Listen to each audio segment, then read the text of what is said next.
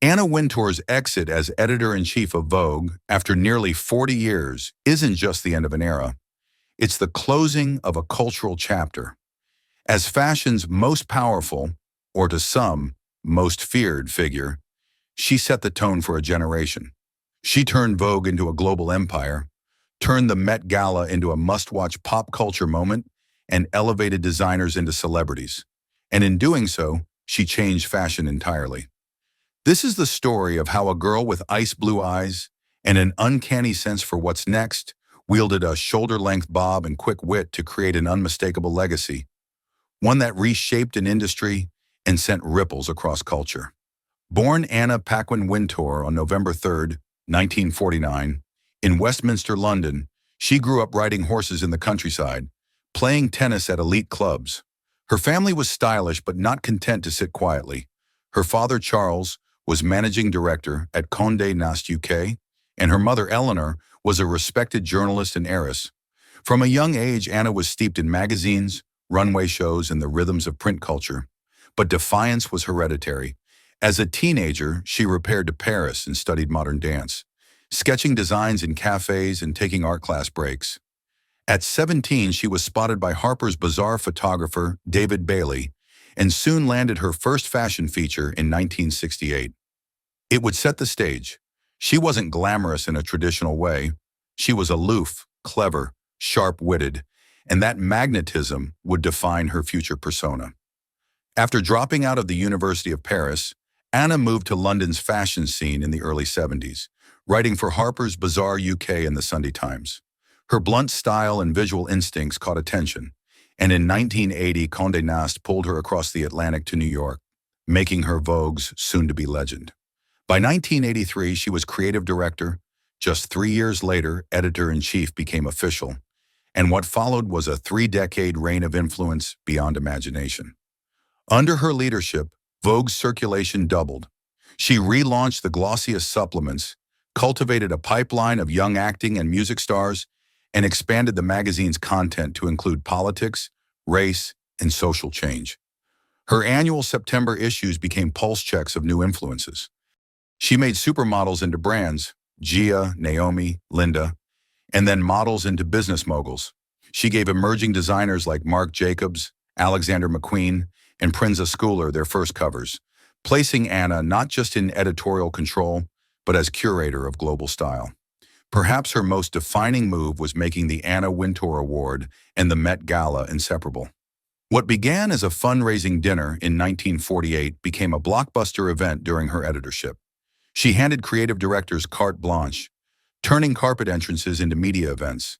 Themes like China, Through the Looking Glass, or Punk Chaos to Couture became global talking points.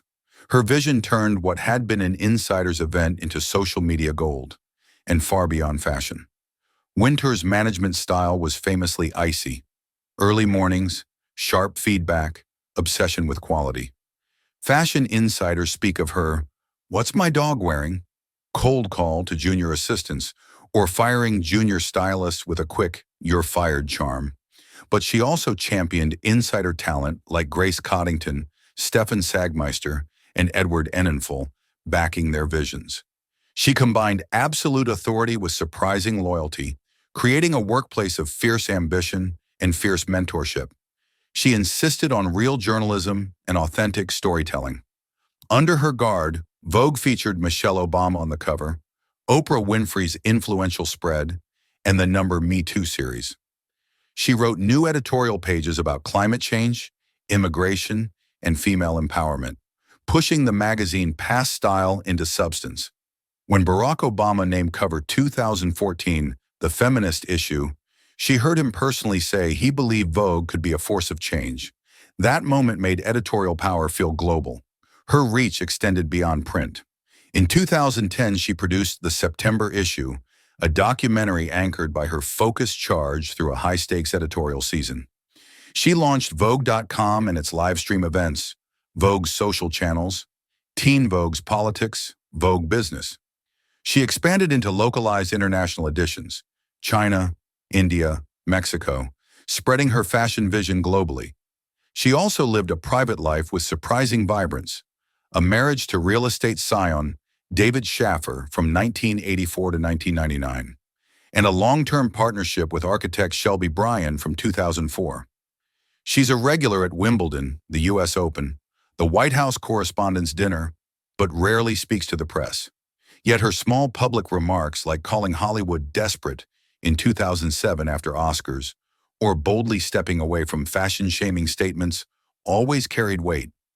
She even refused to apologize for wearing fur in 2018, referencing tradition and animals raised for food, asserting blunt authority. At Vogue, she maintained quick editorial turnarounds and invented annual projects like Vogue 100 and Vogue World, a runway on the Met stage. She also championed designer diversity and racial equity after George Floyd's death, reshaping coverage, editors, and photographer boards. But her era is ending. As Vogue announced her stepping down in 2025, political and social challenges were mounting. Criticism over Vogue's advertising-heavy pages, exam questions over sexual and racial diversity, concern about environmental impact. Her resignation is a moment of reckoning. Can Vogue reinvent itself again after someone who held its reins for almost half a century? Her successor, Ranella Kitchen, stepped in as global editorial director, promising to focus on digital integration, Gen Z readership, emotional intelligence, and climate advocacy. That transition signals Vogue's planned pivot away from Wintour-era exclusivity into empathy, making high fashion human again. So what's next for Anna? She's already taken a paid leave to pursue passion projects, a wine label with Chateau Ferriol, a documentary on modern design, a role on a luxury creative advisory board. She's promised to stay on the Vogue masthead as editor emeritus and attend Met Galas and couture, of course. She'll continue to chair the AIDS Foundation Gala, the CFDA dinners, remain an honorary board member at New York's Metropolitan Museum of Art and the Royal Academy. She has an entire world to influence without running the editorial rat race. Her impact can't be understated. She invented the modern editor personality. She gave brands data value and launched Instagram-driven campaigns for big businesses. She's credited for making fashion speeds matter. Designers who only did 3 seasons a year now show 5 times, because Vogue under her made attention constant. She's defined genre-bending visuals that merge fashion, ballet, art, activism. Her legacy still has complexity. Critics pointed to Vogue's big brand first bias, reliance on Armani-esque classics, and limited diversity for years. Some called her a gatekeeper to an elite fashion club, and said the Met Gala became unattainable spectacle. But over time, she adapted revolutionary coverage, activist journalism, inclusive casting, and stepped down smartly enough to allow real cultural shift. Vogue may not become mass market, but it will have to reinterpret itself for a new moment. Beyond print, she expanded Vogue's board, launched the Vogue Empower initiative, remains on the council at PEN America, and has late-night sobriety among her confidants that signals a quieter life ahead. She's still in her mid-70s, and while she looks forward to afternoons without early morning copy edits, she's not disappearing. Designers expect her advice on show casting.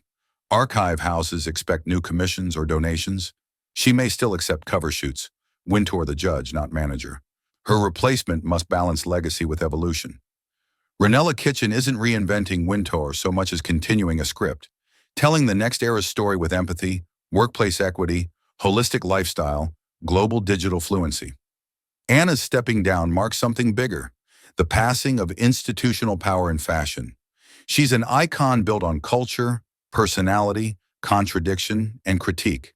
She refused to apologize for leftovers of luxury. She refused guilt. She held tight for almost 40 years. And now she releases the reins, trusting a new breed of leadership. As fashion moves toward sustainability, digital native creators, and global voices, Vogue after Wintour must translate power into empathy. And Anna, who once described her style as not revolutionary but manageable, will remain its steady marker. Her life story has shown how vision, rigor, style, and connection can transform an industry. Now, stepping aside, she'll let others step forward, but the shape of every September issue for the past 4 decades carries her imprint. The tone of each Met Gala, each iconic runway and capsule, is colored by her direction. She leaves the world a richer place, more stylish globally, more aware of film, race, women's voices, diversity, and performance art. She brought fashion scholarship into high culture and high-stakes gossip into scholarship. She straddled those lines like few others. Anna Wintour, editor-in-chief emerita, becomes a legend. And as the world turns its eyes to what comes after, remember, the girl from London whispered, "Here's how," and people listened for 40 years. She didn't just survive Vogue, she made it legendary. The rest is history and a beginning for the generations she inspired, challenged, and made dream bigger.